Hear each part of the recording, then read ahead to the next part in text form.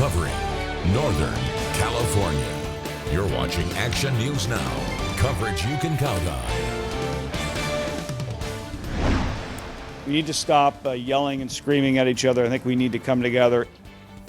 Chico City leaders and citizens are banding together. We'll show you the new approach to tackling the city's homeless crisis. Plus, 360 complete, fully involved on all sides.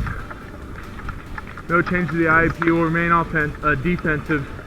caught on camera, new video shows what firefighters first arrived to see when the Bidwell Mansion caught fire.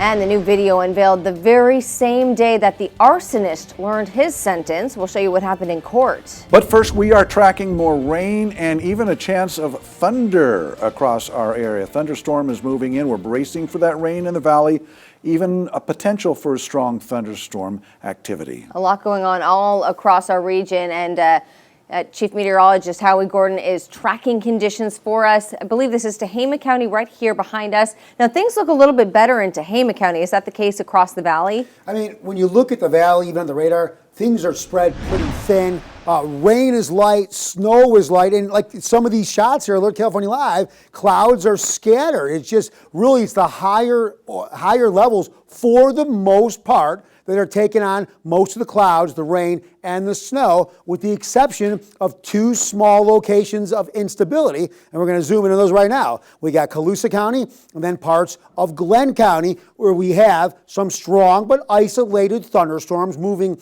from west to east at about 10 miles per hour, pea-sized hail, areas of heavy downpour, and again, winds at about 30 miles per hour. That's about half the threshold of severe limits. So we're just keeping an eye on these for the moment. We're going to get some excess rain in some of these locations. But as of right now, they don't pose a severe threat risk. I'll continue to monitor these storms. Winds overall, for the most part, not too bad. But we'll talk more about these thunderstorms and how long they're going to last. Thanks, Howie. New developments in the Bidwell Mansion arson case, that is. Today, the man accused of setting that historic mansion on fire was sentenced. Kevin Carlson was sentenced today to the maximum term, 11 years in prison. Now, besides the time behind bars, the 30-year-old Carlson was ordered to pay more than $37 million in restitution with interest for the loss of the mansion.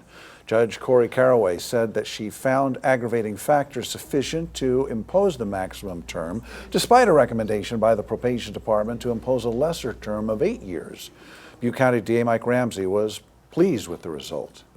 It was the Bidwell Mansion. It was the icon of Chico. It's the building that's on every police car in Chico, on all of their letterheads in Chico.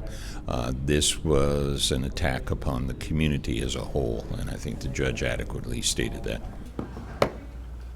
Ramsey told Action News Now that the best case scenario for Carlson is that he could receive parole, which would cut his time behind bars in half. Carlson's defense attorney claimed the arson was politically motivated, that Carlson was intending to simply vandalize the mansion in protest of the disparity that he sees between the local homeless people and the state glorifying the legacy of one historical figure. We have new video that shows what firefighters saw when they arrived at the Bidwell Mansion fire that morning. I was on the scene that morning, December 11th, but this helmet camera video shows that fire as it was beginning to engulf the building and how firefighters reacted. Take a listen. Francis Willard Avenue, engine 41.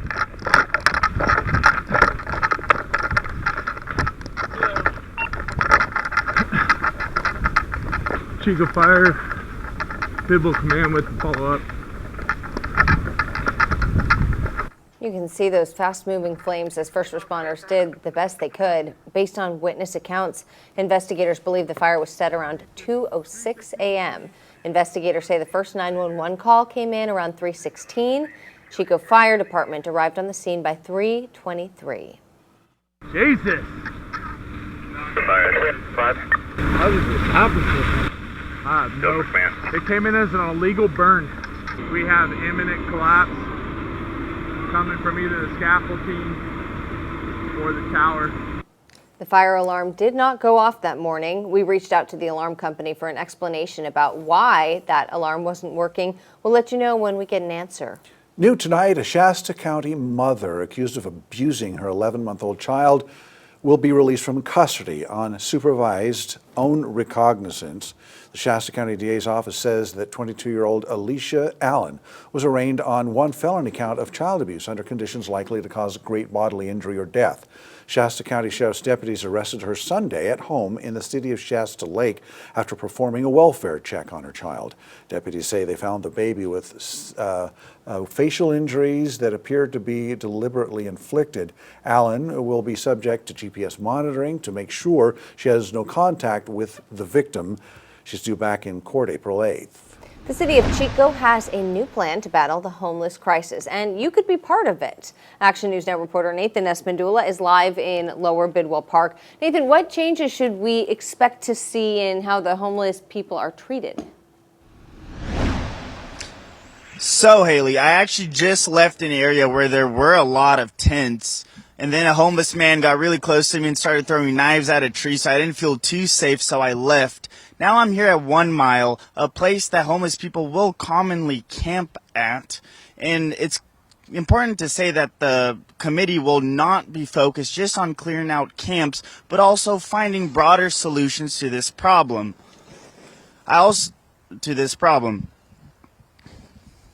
The ad hoc committee will examine existing homelessness ordinances, look into code changes, and come up with alternative programs. Mayor Casey Reynolds told me that the committee will be a chance for the city leaders to have a better conversation with both experts and community members. I also spoke with council member Mike O'Brien, who is in the committee, and he tells me that he thinks the committee is a good idea. So like with any issue, you've got to take a step. Right? It's the first step. To get anywhere, to make any progress, you have to take that first step. And this is the first step.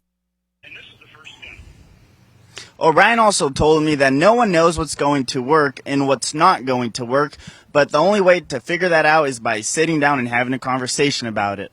The committee was approved unanimously by the city council, and both the mayor and councilman O'Brien told me that the 7-0 vote shows that both sides of the aisle are united in trying to find a solution to the homelessness crisis in Chico. Live in Chico, I'm Nathan Espindula for Action News Now. Thanks, Nathan. If you are interested in becoming a community representative on that committee, just email the city clerk, and you can find this story on our website later this evening to learn more details. Happening now, the town of Paradise is discussing its sewer project plan.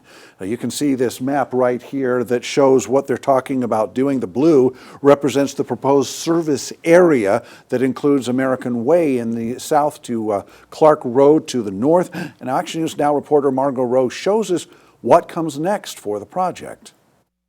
Tonight, town leaders and staff from Paradise will be meeting to discuss the next steps of the sewer project.